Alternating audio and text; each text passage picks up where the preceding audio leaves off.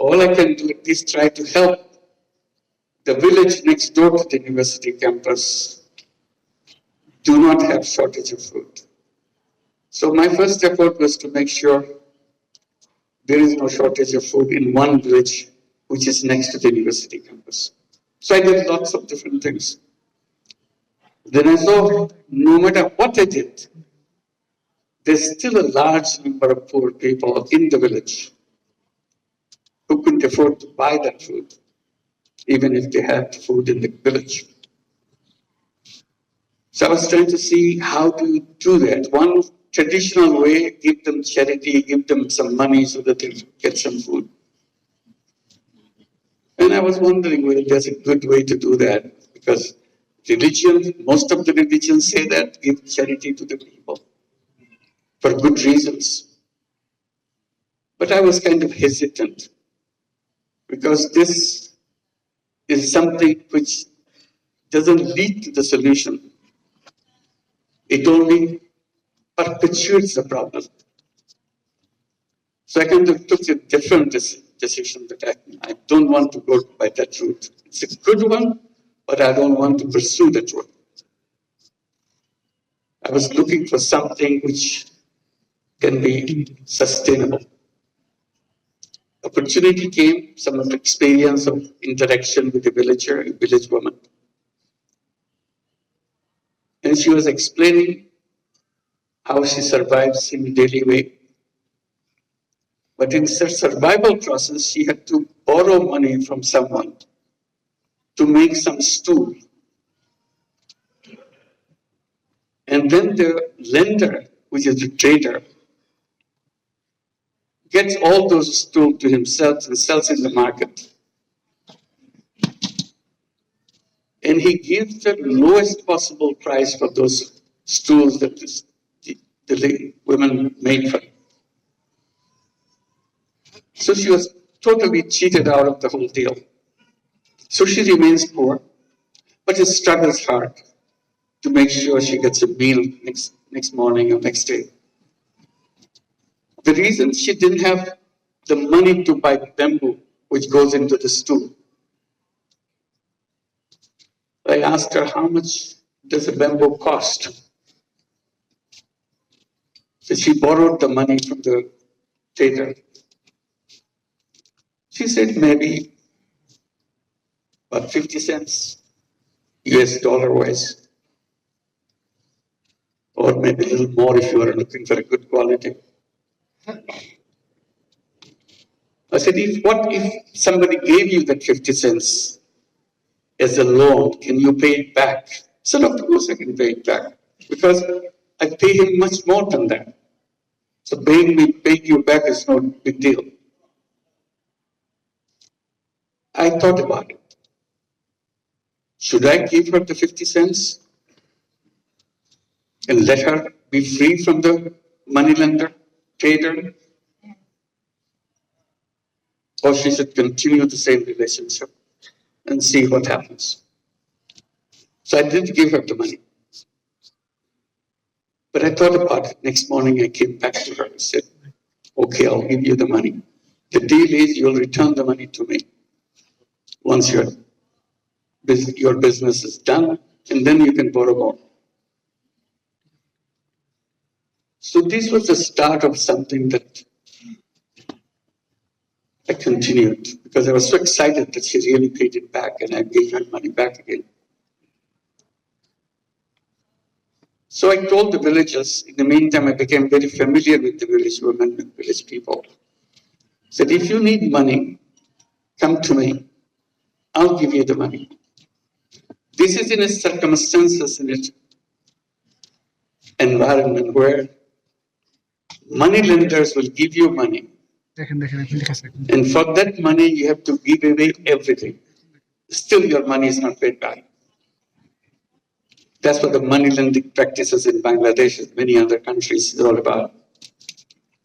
Here I am, I'm not talking about taking away everything. I'm just asking for the money to be back, that's all. Whatever I gave is returned to me. People thought, oh, so easy. So it became very popular. The more popular it gets, more excited I get. Because it helped people. They started doing things and paying me back. Then I thought, this is not my job. I'm a teacher. Why should I lend money to people? This is the job of the bank. So there are several bank branches in the campus. So I went to the bank branch that I'm more familiar with. I told him, why don't you do that? He told me, no, banks don't lend money to poor people. That's not their job. I said, what is your job? So lend money to people who need money, lots of money. I said, that's very funny. You want to give lots of money, but you don't want to give little money. He said, that's banking. I said, that's wrong. That's wrong banking. So I kept summarizing that principle of banking. I still do all the time. It's a very strange principle of banking. The banking principle is very simple. It says the more you have, the more you get. If you have nothing, you get nothing. I said, that's very strange.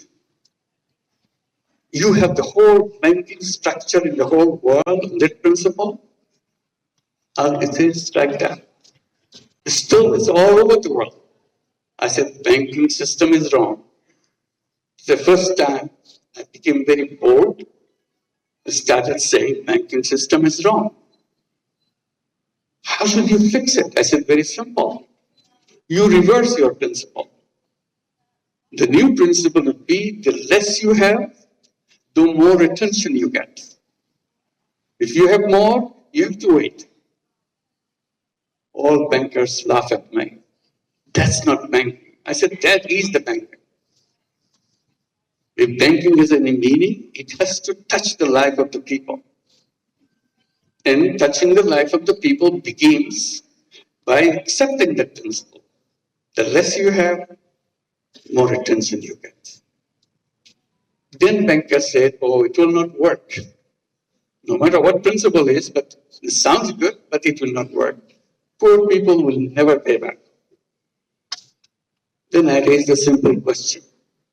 How do you know? Have you ever given any money to any poor people? No, we have not, because our system doesn't allow that. I said, then how could you come to that conclusion? Oh, everybody knows that. I said, I don't know that. So I want to practice. I want to find out.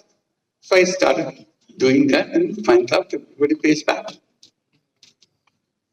They said, well, it can stay for a while. They are trying to impress you so that they can get more money. The more money they will get, then they'll stop paying you back. I said, that's your assumption. I will not stop until I face that problem. I will continue. And I continued. As I continued, more and more people came. In the meantime, I started focusing on the poorest people. And the poorest of them are the women.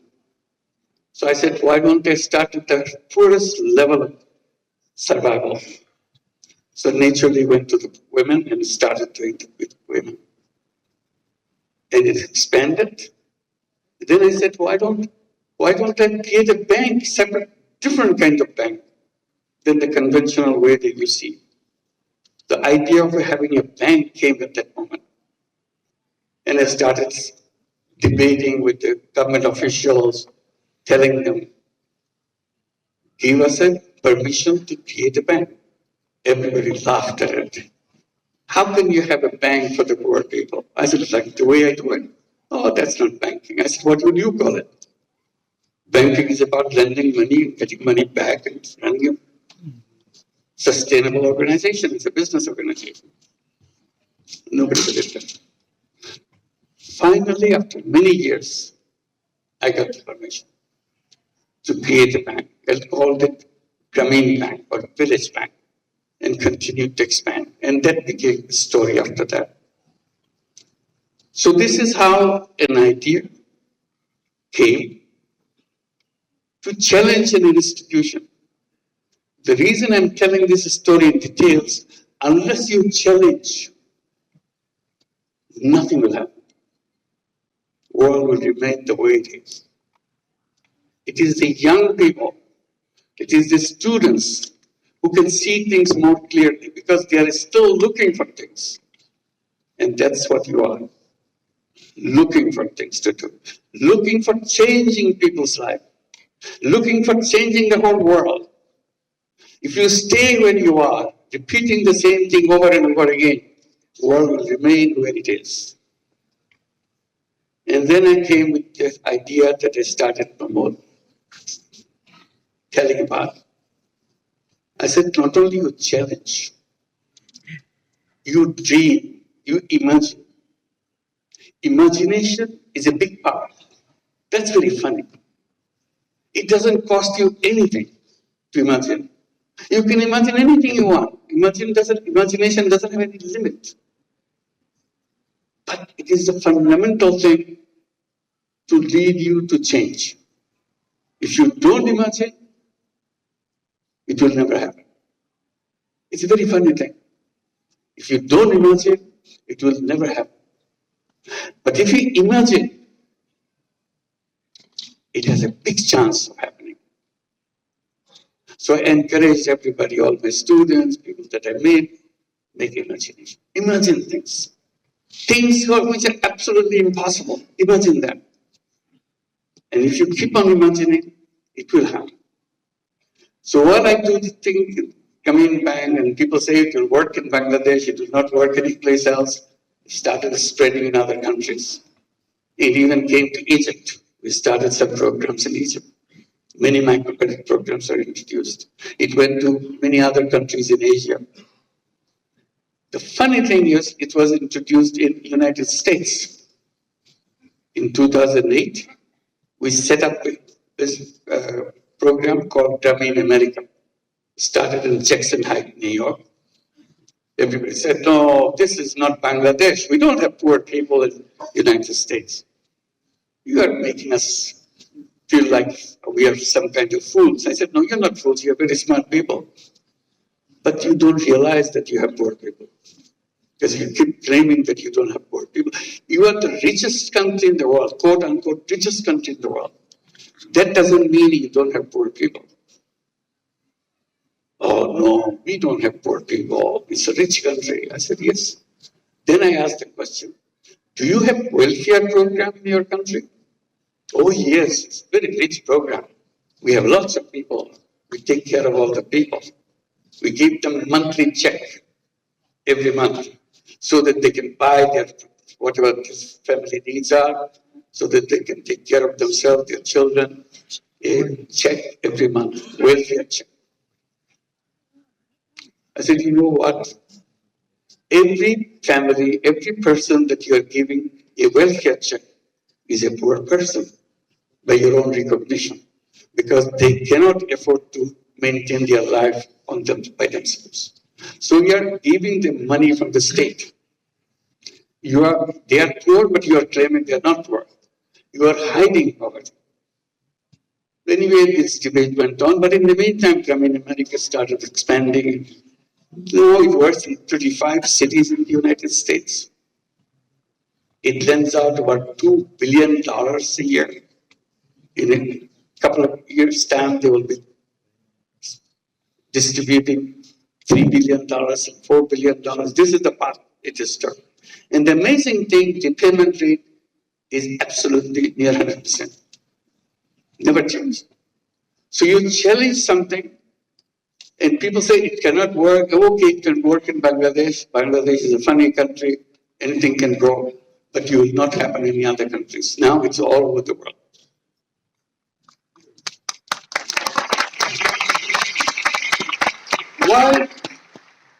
Why women? I explained.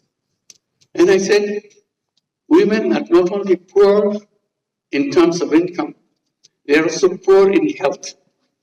If you are poor, you're always poor in health. If you are a poor woman, then all the diseases of the world is heading for you. That's the situation of poor women. So along with microcredit, all the loans that we give, savings that we take, we started looking at the condition of healthcare of the poor women. So we built up a whole healthcare program. We have healthcare program in the village so that we can take care of all the women. We have over 10 million borrowers, meaning 10 million women in our system, in the Grameen Bank in Bangladesh. So there's lots of people needing healthcare. So we introduced our healthcare system, and it worked very well. And we created many other systems to help the poor people. And people say, why are you doing all these things? Why don't you leave it to the state to take care? I said, look, state government can do whatever they can do, but every citizen has a right and obligation to do what he or she can do. So we are simply using our right to make sure we make life for other people better. That's what we are doing. But you're doing it in a bit. You're charging people fee, you're charging people money to run this. Why don't you do it as a charity? I said, I'm always trying to stay away from charity. But charity has one limitation. Charity is a wonderful word, wonderful idea, because that's the only place where poor people could survive, charity. I said, I have said that it can be done in another way. Because charity, when it goes, helps people, it does help people. But money that goes, it never comes back. So you have only one-time use of your money. So you have to find fresh money to do the same thing again. So what I'm doing, I'm trying to create it as a business proposition. So money goes out and does the job, and money comes back. So you use the money again and again. It never stops. I said, this is more powerful. Charity money has one life. But if you do it in another way, where it's a business proposition, then it has endless life. Then he said, then you must be making a lot of money. I said, no, I'm not making money. That's not what I do.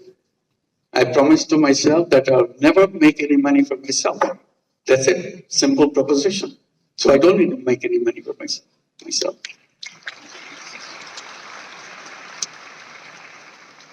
Then why are you doing like this?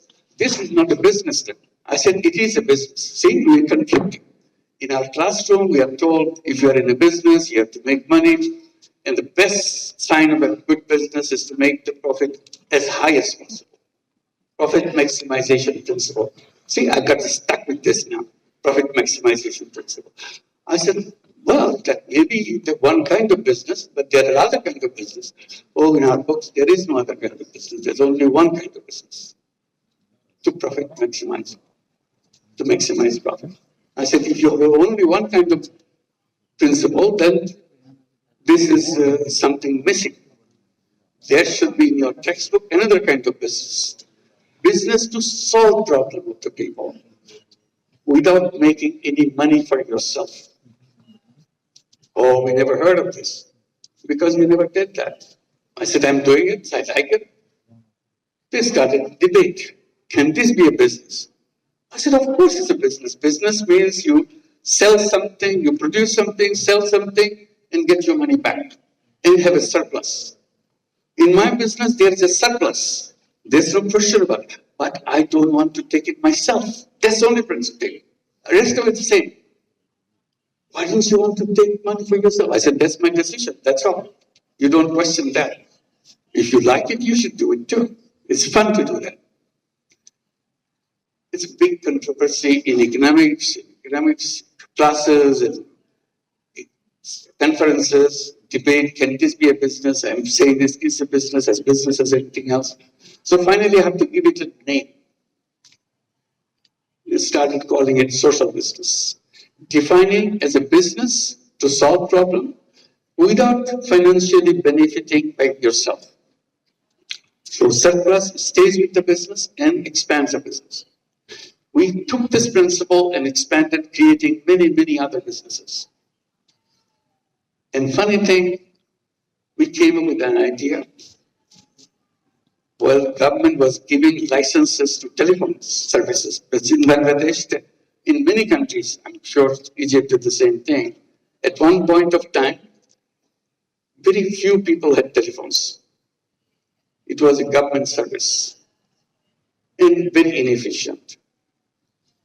Maybe 100,000, maybe something like that. That's the total number of telephones in the whole country.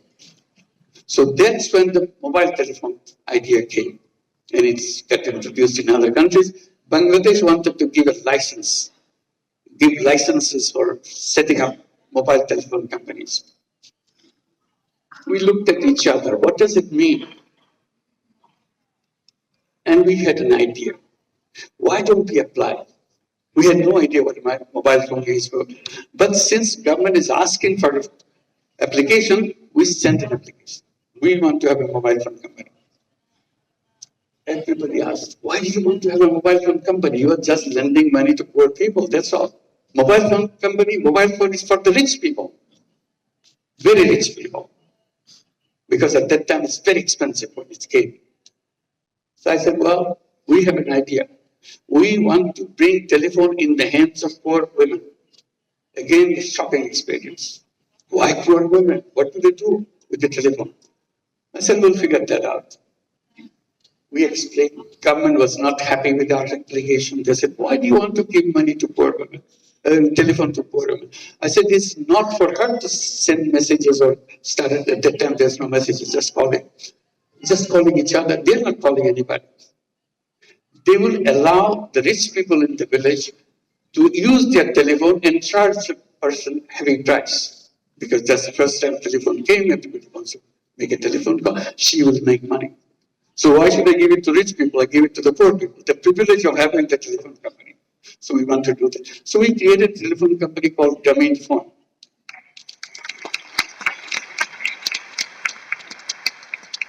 Government official asked, you said your women are illiterate. I said 100%. All our women are illiterate. They cannot read, they cannot write, they cannot even write their names. They don't even know what their names are. That's the beginning. Then why are you giving the telephones who cannot read, who cannot write? How are they going to push the buttons if somebody said, make a call for me to such and such place? I said, you do underestimate poor people. If they find out pushing those numbers bring them money, they will learn it in 10 minutes. There are only 10 numbers in the whole world. So if those numbers bring money, they are smart people. The poor people are poor, but they're not dumb people. They're very smart people. That's how they survive. And literally they did that. They learned those numbers and became very successful telephone companies by themselves, just selling the telephone service in the villages. We call them telephone ladies of the village. Very soon we had 1 million telephone ladies selling services all over Bangladesh. Grameen Phone became the largest telephone company in the country, still the largest company in the country. The reason I'm telling this story is, you have to just twist a little bit. World changes completely. All I did, gave a few cents lending to poor people. It changed the whole world. Because I stood by it, explained it, repeatedly showed that it is possible, it can be done. And then I bring the mobile phone in the hands of the poor people. Everybody said, this company will never work. That became the largest company. They never had an idea that women and the poor women can be involved in telephones. It dramatized the whole family. She became the most powerful person in the whole village because she has a telephone. You may be a rich person, but you don't have a telephone. Because our company gave only telephone to the poor women, nothing else, in the beginning. Now we give it to everybody. So she became very, very respected person, very important person in the village. One lady was explaining to me in those days, saying that, I said, how do you know you're an important person? She said, I know I'm an important person in the village because no wedding ceremony can take place in 7 villages around me without me getting invited. That's the information. So it's powerful. It gave them power. It brought technology. Their children changed. We pushed these children to go to school. We gave them scholarships. from illiterate families. They went to universities, they got their PhDs, many of them became doctors, engineers. I said, there's nothing wrong with the children of poor families. Simply, they didn't have enough finance to go through